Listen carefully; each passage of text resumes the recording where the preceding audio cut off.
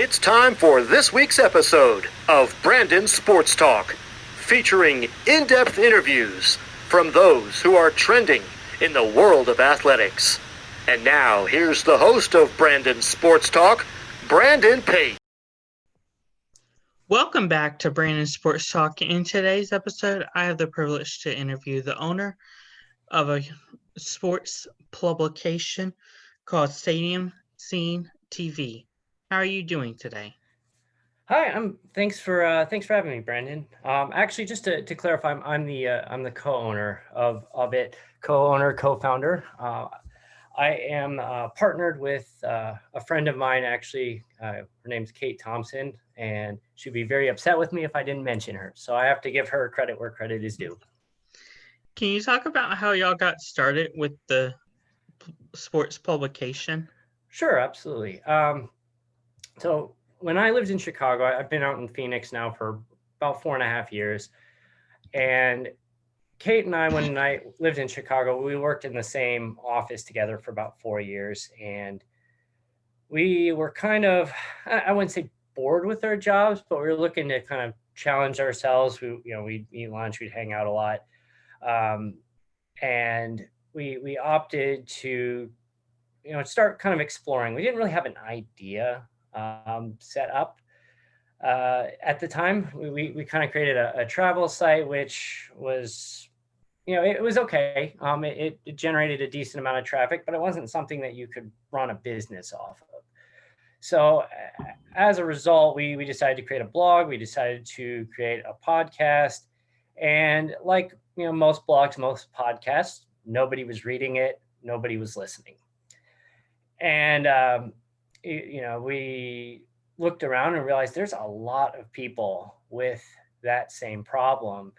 And what if we could create a platform for those people to essentially team up, to network, to introduce themselves to each other, to work together. And that's what we've done. We built StadiumScene.tv based off of that process. That we use the analogy, we're all kind of small fish in a large pond. Individually, we cannot compete, but if we get together as a school of small fish, we can take on about anything. So that's kind of our mentality. Can you talk about how you came up with the name Stadium Scene TV? That's actually, this is actually something that, I mentioned that this was originally a travel site, and we still have the travel material on there. The original concept for it was we wanted to create a guide for people to where to buy tickets, how to get to the stadium, public transportation, bars and restaurants near the area, parking, being that kind of one-stop travel guide. And I originally actually came up with the idea for this concept. It's probably going on now 15, 16 years ago while I was still in college. And we didn't really do anything with it. So I kind of had been sitting on the idea, and I decided I had just come off of a business venture that had flopped. And, that's when kind of Kate came into the picture, and I decided, maybe we should give this a shot. So the whole stadium scene concept was, hey, let's look for tickets. Let's look for bars. Let's look for restaurants. And we stuck with it. It works. Can you talk about building the brand of Stadium Scene TV? That has been one of the more challenging things that we have had to do. This is an operation that you could easily dump a lot of money into and not get very far. So we've actually taken this very slowly. We've been very tight with how we use our funds. We've self-funded to get us going, and in that way, one, we could keep it under our ownership and make our decisions and wouldn't have to enter any outside investors. Two, we weren't sure if there would even be an outside investor. But in the process of building the brand, we have taken our time and have built this up over the last few years, mainly by getting out there, networking, talking to people directly, we had an initial 35 partners that we worked with before we kind of opened the concept up to everybody. So we worked very closely with them and built those initial relationships. And, you get those 35 people on board with you, believing in your concept, and essentially, they're telling their friends, and they're doing half the marketing for you, which has really helped us grow to now over 125 publications as part of our network across the United States and actually 6 countries. Can you talk about what you offer to help people like sports podcasts just like myself? Sure. So it's basically 2 parts. On the front end that the public sees, we act as a showcase for sports blogs, sports podcasts, sports video producers, and that could be either YouTube. And we've recently jumped into the Twitch world with esports, and some people are actually doing live streaming shows off of Twitch. So what we do is we actually set up our system to bring that information into the site. We're actually linking directly to the publication. So we're not actually stealing your views. We're actually essentially distributing them out and giving you another platform to get somebody to watch your show or listen to your podcast. In the cases of podcasts, we give the resources to go out there and subscribe, whether it's, you prefer iTunes, Spotify, Google, Stitcher, you name it. Again, like it's a showcase. So the big piece on the front end is we showcase your work. On the back end, we provide our access to the contact information of all our partners, and we encourage you to check that out and reach out to people. Use that to build your guests, have them come on and be on your show. We've created some tools as far as tips and tricks to how to build your audience. The main thing though is a lot of people who are publishing podcasts, they're making videos, they're writing blogs, they're not technical people. And that's kind of where we come in. We are doing the targeted marketing and the targeted search engine optimization with Google, and are helping to drive that traffic in so that it actually gives you a better chance of having your work being seen. So can you talk about like when it comes to like payment, like do y'all get paid like based on how many people watch other people's videos? No, actually, we run a subscription model for our membership. We do a free and a premium model. Anyone can sign up their blog or podcast or video channel for free and come in and have access to the publication tools. There's limits on it. We currently cap it that when you sign up on the free account, you can add either one of your 3 of your blog, your podcast, or a video channel. A lot of people actually have multiple. For those who don't, the free account is perfectly fine for them. They publish. If they go into the account, which starts at $3.99 a month, and there's discounts for paying quarterly or annually, those limits are removed. We with the limit, let me step back here. We will take in 5 blog posts a month, 2 podcasts, or 2 video posts. And when that's removed, those limits are gone. You basically can publish almost unlimited for the month.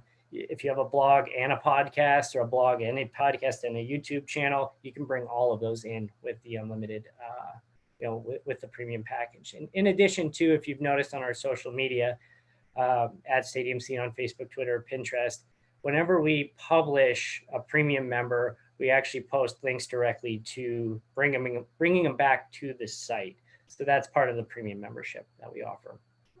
Can you talk about some of the people that you've interviewed for your podcast? Sure. So we've actually, in the last year, kind of rebranded how we're doing our podcast.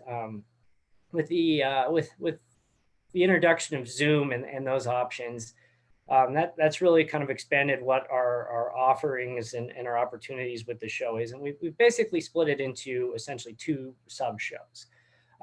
Another offer for anyone who comes in for free, we have a show called 10 Minutes With, and they come in and we ask them the same 4 questions, and they plug their publication, and we publish it to the site as both a video and a podcast.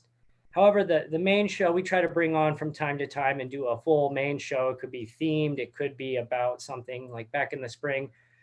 we did an episode where Kate and we tried nutritional products from various companies, seeing what beet juice tastes like, and that was really gross. But but we tried to also bring in a little bit more better known names into the show. Most recently, we had John Anderson, who's been on SportsCenter on ESPN for the last 20 years.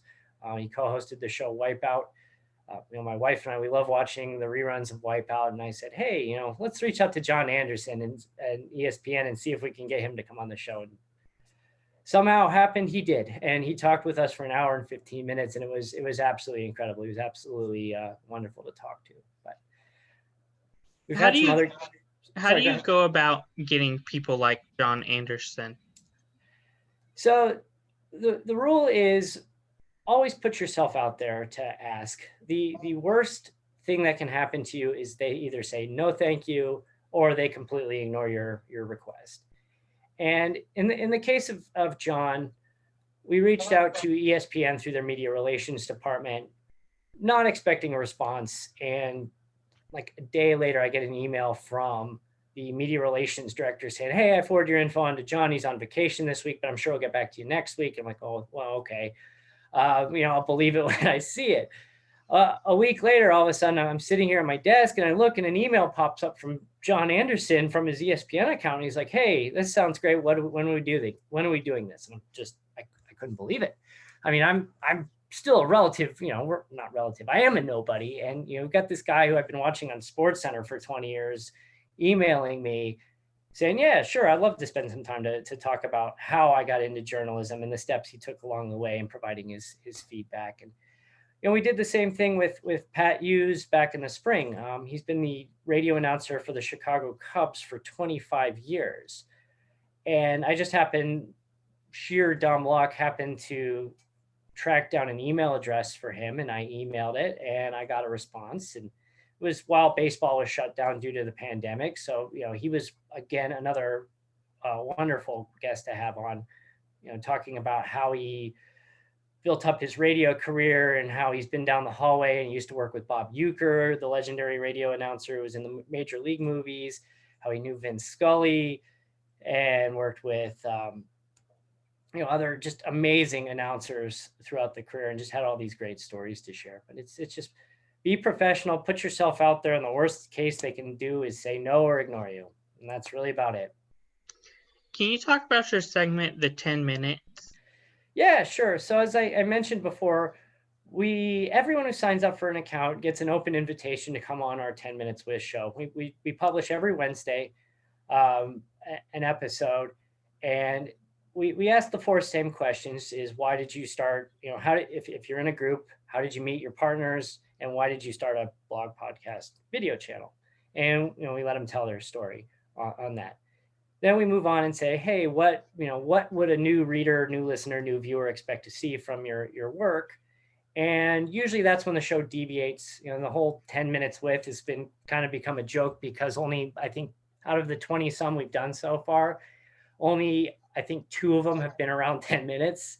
The rest of them have pushed the 20-minute mark, and we recently had one go 30 minutes. So we joke it's kind of like the Big Ten. The Big Ten hasn't been able to count to 10 since 1989, and neither do we. So we usually deviate off once we talk about the show. We start talking about just whatever comes up from that point on. And then we move on. We ask for a piece of advice they've learned since they've started publishing their work, and then finally plug where to find their work in their social media. And, like I said, that usually blows way past our 10 minutes, but it's a good time. It gives everybody a chance to come on and, and kind of just get some time to, to showcase themselves, pitch their show to the world, and we publish it for them. That's wonderful that you help build other people's brands. What future plans are in the works for your business? We have a kind of a 5-year roadmap of where we want to be, and when the pandemic hit this year, we kind of ripped it up and said, this is going to completely derail our plans. And we noticed with everybody being at home and not having a lot to do, we saw our membership really spike up with with all these new podcasts and all these new YouTube shows and new blogs that started popping up. And we know many of them, as life gets back to normal, they're going to disappear. They're going to lose interest one reason or another, or they're going to decide this wasn't for them, and they're going to go on their way. But we decided that for the time being, until life starts to get back to normal again, we're just going to strictly focus on building that membership and being that person to help showcase and introduce to others who are in the same situation to help work together to build up their audiences. And that's all we're focusing on. Can you talk about how somebody could go about getting to be a member? Yeah, it's actually pretty simple. What you do is go to stadiumscene.tv. If you click on any of the links in our social media, it'll take you right there. And in the upper right-hand corner, there's a big link that says Join the Network. And what you do is you just fill out some basic information about your publication, and it sends it to us for review. We do that just essentially, we just try to prevent spam from ending up on the site. It just gives us a chance to kind of monitor what we're putting out there. And we don't want hate speech or anything illegal being put on our site. So we use that as a way to just kind of filter that out. Knock on wood, we really haven't any issues with that up to this point. So once you submit your registration, within a day or two, usually faster than that, we get back to you and say, hey, great, welcome aboard. And the final step, which we need to talk after we're done here, is you log back in, you upload a copy of your logo, and you provide us with your feed information, whether that is your YouTube channel ID number or your podcast RSS feed or your blog feed. And we provide tutorials on how to find that. And you finish your profile. Once your profile is set, everything is automated from here on out. What we do is we actually check once an hour. At the top of the hour, we check for new blog posts. At 20 minutes after the hour, we check for new podcasts. At 40 minutes after the hour, we check for new videos. And when we see something new from you, we put a copy of it into the database and we link it back to your site. And it's as simple as that. It's a little bit of work getting started, but once you're in, there's really nothing left for you to do other than take advantage of the networking and just continue to publish great work. That's wonderful that you help build other people's brand. What advice would you give upcoming sports podcasts or even sports business owners looking to get into this adventure? There's the cliche that it's a marathon, not a sprint. This is absolutely true. We started toying around with the initial idea going on about 4.5 years ago now. This concept came to us about 3 years ago, and we really opened it up to everybody about a year ago. And there's a lot of headaches. There's a lot of frustration. You're going to make a lot of mistakes. And generally, those mistakes aren't going to destroy you.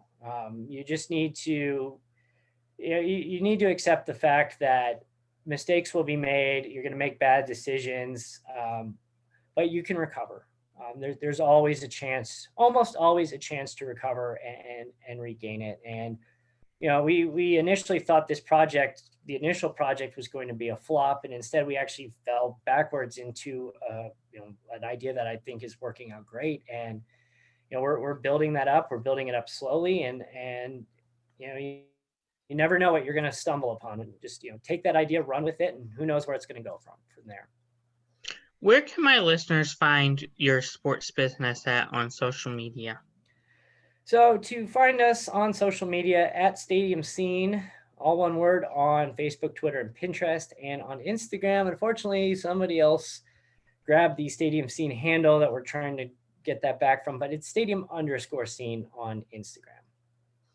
Thank you again, DJ, for your interview, and best of luck with your sports business, Stadium Scene TV. Thank you, Brandon. Thanks for having me on.